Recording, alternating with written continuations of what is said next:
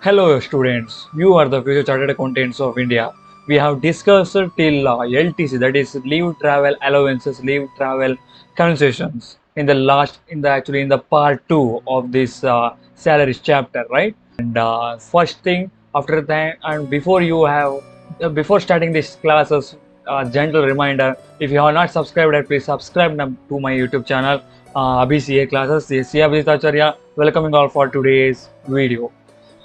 Medical facility, the next perquisite we were discussing about the medical that perquisites, right, the types of perquisites. The next perquisites is medical facility that has been reimbursed by the employer.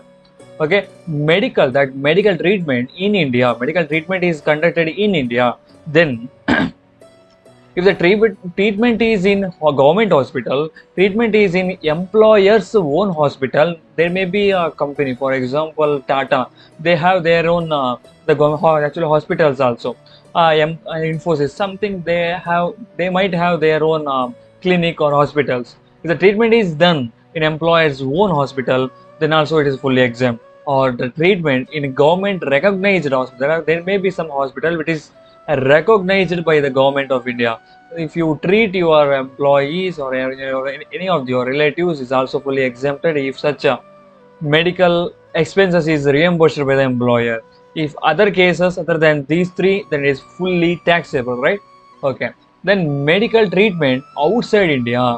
If the medical treatment is conducted outside India, in case of any actually emergency, in case of cancer or any other severe disability, okay, if the benefit of treatment and benefit of stay, okay, is exempt, those where the expenses is reimbursed by the employer, then what is the exempt portion? It is exempt up to the limit prescribed by RBI.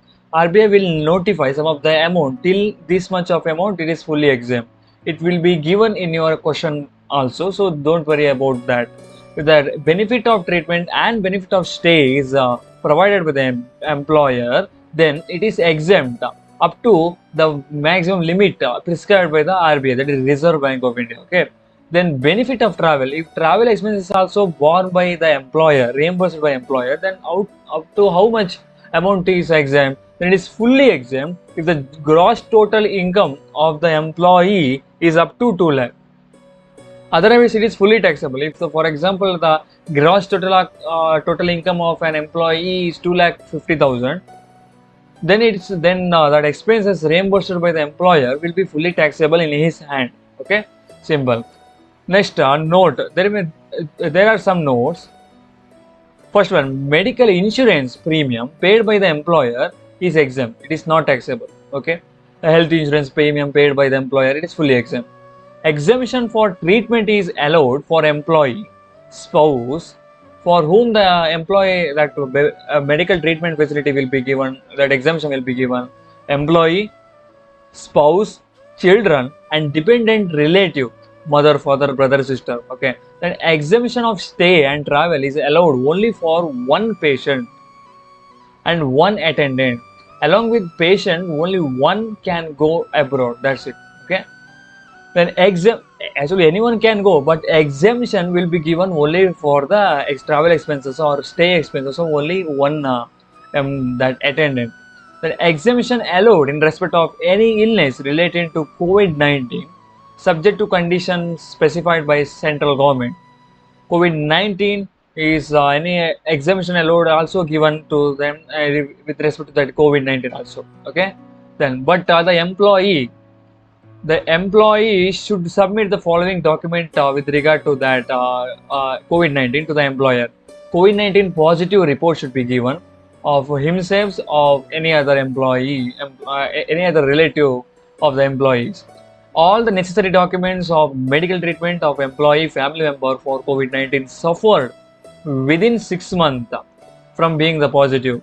Within 6 months from the COVID-19 positive, then he should submit all the necessary documents to the employer to avail that exemption. A certification of all the expenses incurred on the treatment, that should be medical practitioner certify that these have been incurred with respect to his medical treatment. He should certify that. Certification should be also be provided to the employer. Okay, super. Next, perquisite, loan by employer to employee at concessional rate of interest, ROI rate of interest, or without rate of interest. Okay, there may be a staff loan called, but that employee is charged with lower interest than prevailing in the market. Okay, for example, in the prevailing in the market, the interest rate is 12%, but that employer is giving loan to employee for at interest of 6%. There is a benefit is the rate of 6%. That is also a perquisite in the hands of employee. Okay. Then taxable amount. What is the taxable amount? Is equal to loan amount. For example, in our case, 1 lakh into SBI interest rate. Assume in our case, SBI interest is 12%. Actual interest rate provided by the employer to the employee. That is in our case 6%. Difference is 6% of 1 lakh. That comes to 6,000 is a taxable amount. Okay. If the employer is giving loan without interest, 0% at all, it's called a interest-free loan. In that case, in our example, 1 lakh into 12% is taxable. That is 12,000 is a taxable amount in the hands of employee. Okay, super. Points to be remembered. Loan amount up to 20,000, then interest benefit is not taxable. For example, that employee, I have been sanctioned loan of 20,000. Then the interest, whatever the concessional rate, zero rate, that perquisite will not be applicable here. This is a cap. If the loan is borrowed for specified diseases, then also interest benefit is not taxable, even if it is more than 20,000. For example, I have been any case that employer is giving a loan for meeting specified diseases, for example, any cancer or a brain tumor, etc., any other specified severe diseases, then loan, whatever, there will not be threshold limit to check whatever amount that employer has given, that any other, it is not to be taxed. Okay. Simple. Next, gift. The gift is provided by employer to employee. The gift in cash, gift is provided in cash, then it is fully taxable in the hands of employee. Gift in kind, for example, watch or any other thing. If the fair market value of the gift, that is watch, is more than 5,000, then only it is fully taxable. Is up to 5,000, then it is fully exempt. Okay, more than 5,000, it is fully taxable. Up to 5,000, it is fully exempt. Okay. Simple. Gift in kind. Next, ESOP, employee state option plan, employee stock option.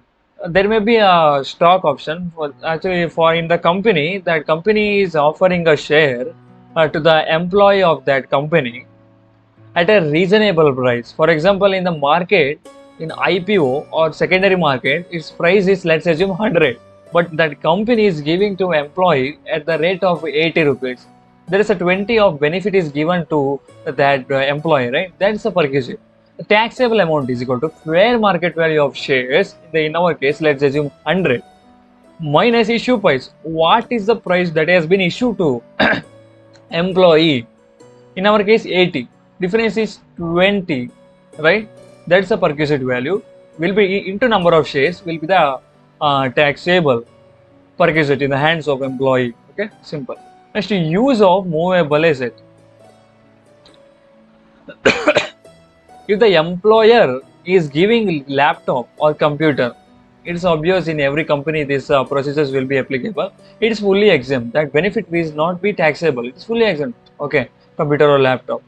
If the any other asset is is provided to the employee to use, that's to use, not is actually sold. It is to be used. For example, TV, AC. It is for temporary purpose. Then, if it is owned by employer, if it is owned by that those assets apart from laptop and computer, owned by employer, then taxable amount is 10% of the cost. For example, I have been provided to use AC. Its cost is 1 lakh. Let's assume 20,000. Okay. Its taxable amount in the hands of employee is 10% of 25,000. That is 2,500 will be taxable in my hand. Okay. Next, hired by employer. If that AC is hired by employer, then taxable amount is higher charge paid by the employer to that vendor. Okay. In for example, higher charges is, let's assume 15,000. That is something about 7,500 for 6 months. Okay. In this case, 15,000 is the taxable amount in my hand. Okay. Simple. Next, next perquisite, transfer of movable asset. In earlier case, it is saying use of movable asset. Here, transfer of movable asset, that legal ownership has been transferred to that employee. Okay. Well, in that case, first, there are three categories we'll see. First, computer or laptop. Second category, car is transferred. Other category is other asset, other than these two. If the computer is transferred by the employer to employee for his permanent use, then what is the taxable amount? WDV, that is written down value of that computer or laptop, minus consideration charged, consideration payable by employee to employer. Okay, but keep in remember, the depreciation is to be calculated at the rate of 50% as per Income Tax Act, which is specified by the Income Tax Act. Company, irrespective of the company's method of charging depreciation, whatever may be the depreciation rate charged by the company. But in order to compute this taxable amount, we should arrive at the WDV only after computing 50% of the depreciation on the laptop or computer. But remember, that is one note. Depreciation should be computed for every completed year of usage. For example, that computer have been purchased by the company on 1st January 2023. Let's assume 2023, that is 22-23.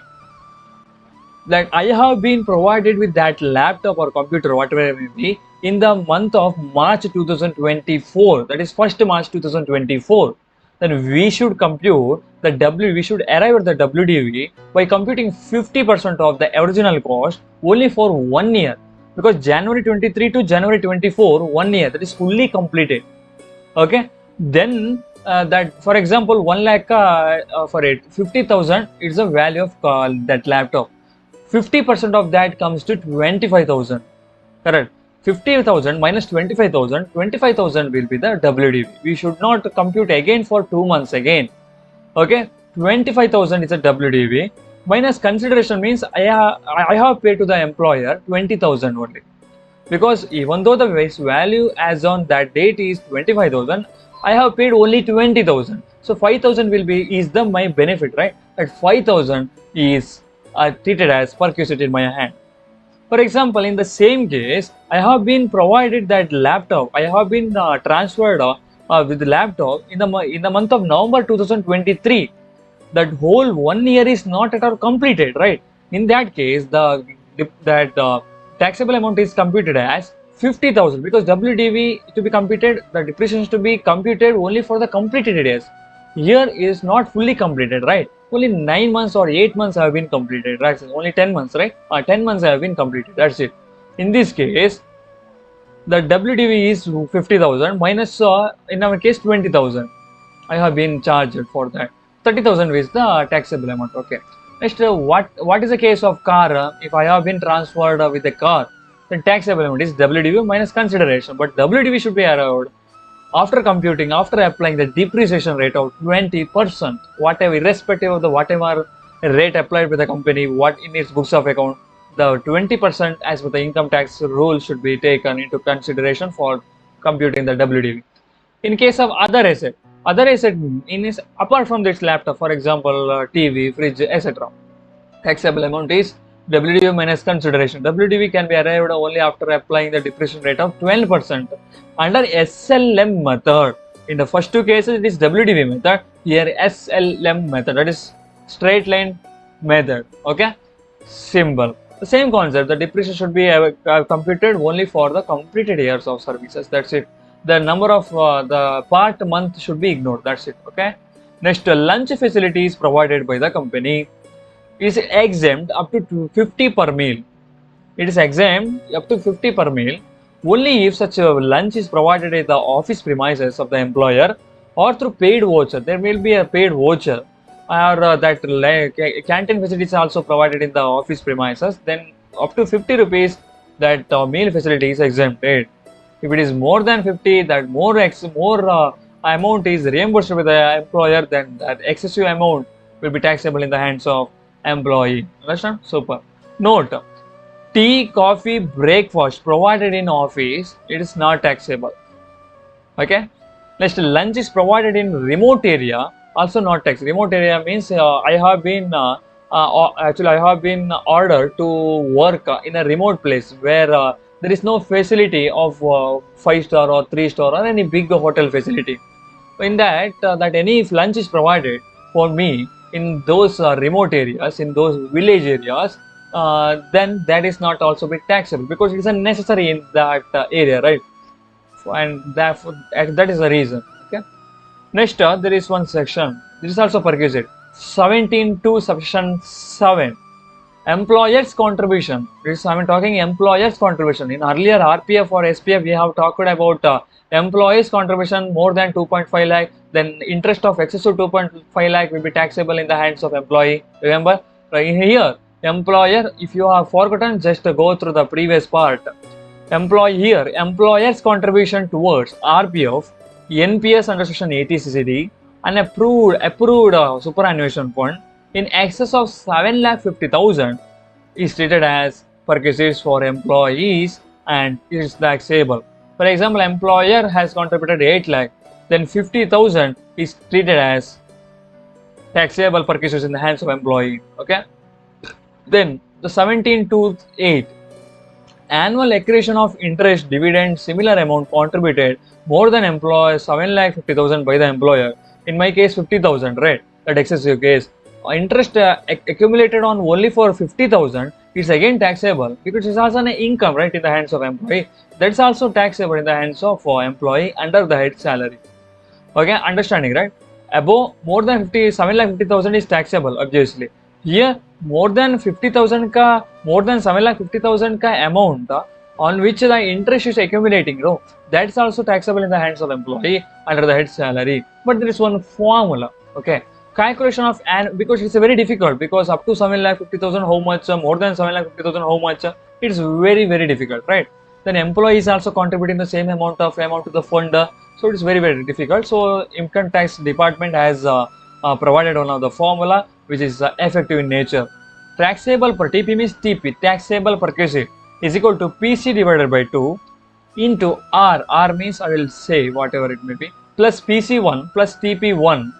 TP1 means taxable perquisite into R. Okay. What do you mean TP, taxable perquisites for the current year 23-24. PC means aggregate contribution made by employer, only employer, in excess of 7,50,000 in RPF, NPS, ASF. In our case, 50,000. Okay. Next, PC1, aggregate contribution by employer 750,000 in RPF. Those are the funds during the year from 1st April 2020. Actually, this rule has been brought into effect only after Finance Act 2020. That is 1st April 2020. Other than current previous year. We should check after 1st April 2020 how much is the amount that has been contributed by employer in excess of 7,50,000, excluding this previous year, excluding 23-24 in earlier of the 3 years, that is 2021, 21-22, 22-23. How much of the amount has been contributed by employer in each year in excess of 7,50,000? We should take that. That is PC1. 1 means earlier year. That's it. TP1 means aggregate taxable perquisite for the year after 1st April 2020, but excluding current previous year. Taxable perquisite in the previous year. What is the amount taxable by applying this formula? Here TP1 is mentioned, right? Here TP1 is mentioned. TP is mentioned. TP means this current year ka taxable perquisite. TP1 means taxable perquisites of previous years from April 2020. Okay, what was the taxable perquisite of 22-23 that we should take here, because again it should not be taxed, right? That's the concept. This concept has been this formula has been formulated in order to avoid the duplication of taxes on employees, because already it had been taxed in the 22-23, so it should be avoided to again taxed in the hands in 23-24. So this TP1 concept has been brought into effect. R means I divided by F average. Okay, I means aggregate of income. I refers to income. I for income accrued during the current year. What is the income accrued? For example, interest accrued during that will be given by the respective fund manager. Okay, don't worry. RPF will be given in your examination, but in practical way, it will be provided by the fund manager. One statement: this is the income accumulated in your account. That's it. FAVG. FAVG means that's a fund average. What is the average of fund? That is opening balance. For example, fixed asset, average fixed asset, like that. Same formula. Opening fixed asset plus closing fixed asset divided by 2. Same thing. Opening fund balance as on 1st April 2023. Closing fund balance as on 31st March 2024 divided by 2 will arrive at FAVG. If you divide I divided by FAVG, that is fund average, then you will arrive at R. Okay, super. Then there is a note: when TP1 and PC1 is more than aggregate amount of balance on 1st April 2023, then excess amount should be ignored. Okay, this is a brief explanation, not needed much explanation. Okay, example, we'll take one example. Employer's contribution to RPF is 7,98,600. Employee's contribution to the same fund, same amount is contributing every year, 7,98,600. Balance of RPF as on 1st April 2023 and 31st March is 15,3500, 33,500. Okay, why it is so important? We have to take the average, right? For that purpose. Perquisite under section 17(2) is more than 7,50,000. How much is the amount contributed by employer? Is 48,600, right? Because yes, employer is contributing 7,98,600. More than 7,50,000 is 48,600. That is taxable in the hands of employee. Annual accruation, how to find out that? PC divided by 2. PC means in excess of 7,50,000 by the employer, it is 48,600. PC1 means assume it as a nil, because in this case the information is not being given. If the same information given the last year, we should take the same concept, more than 7,50,000, what is the amount? Then TP1 also nil, because we have not been given the information. There is in ICA material there is one illustration is being provided. Please go through that. TP1 in this case is not given because we assume it is as a nil, because no information has been given what was the last year's taxable perquisite. So assume as a nil. R, interest divided by income divided by FAG. Interest, how we can arrive at that income? Simple, right? For example, I will tell you one example. In your SB account, opening balance is 100 as an opening balance as 1st April. Closing balance 200.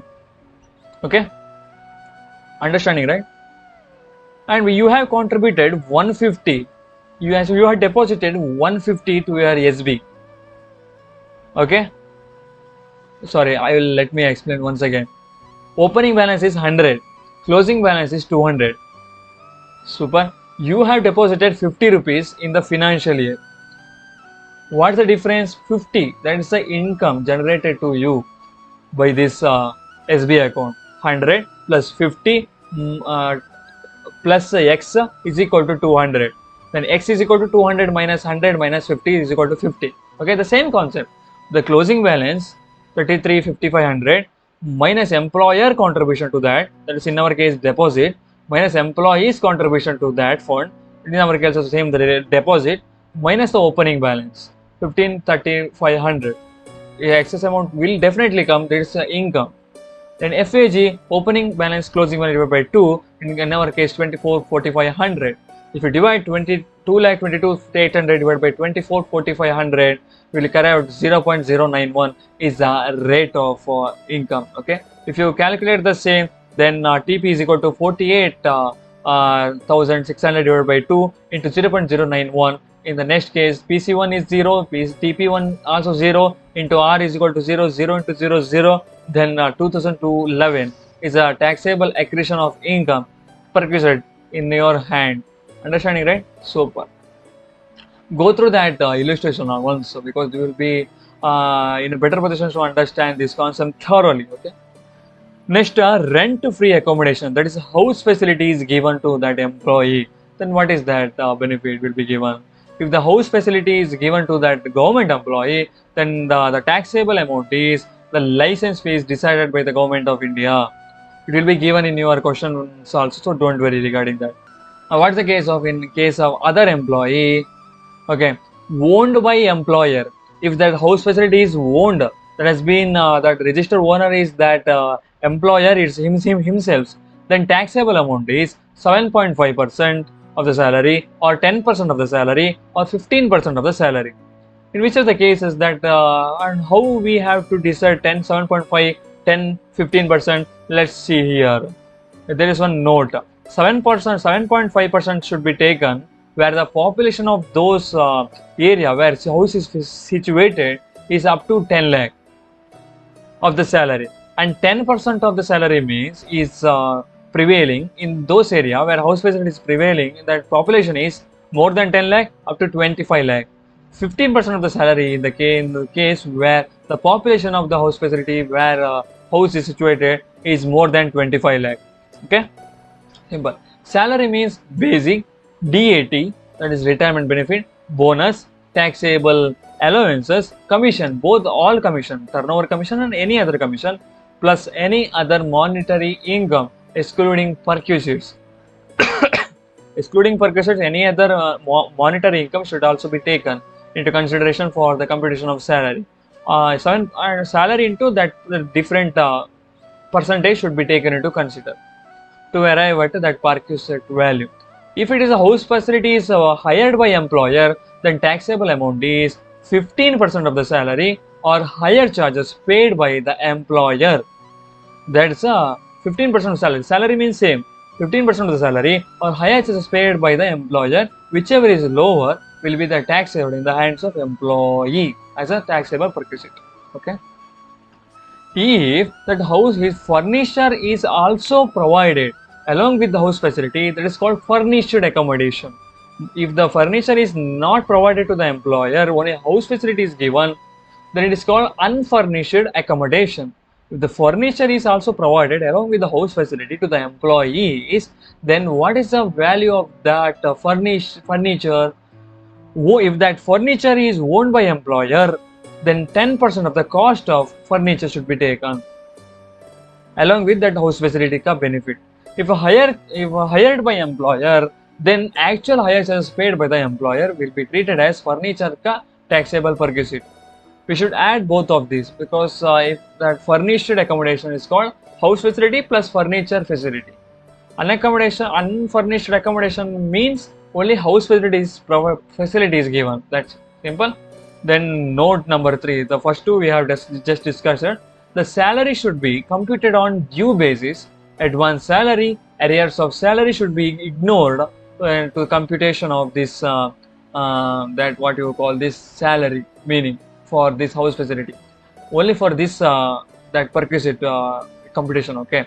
Then retirement benefit like gratuity, pension, leave salary, VRS, retirement compensation also should be ignored. Okay.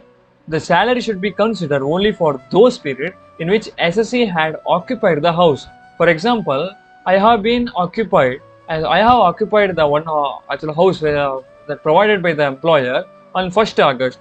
Then salary should be computed only for the month of August to till where I will be there in my house facility, not from that previous year 23-24.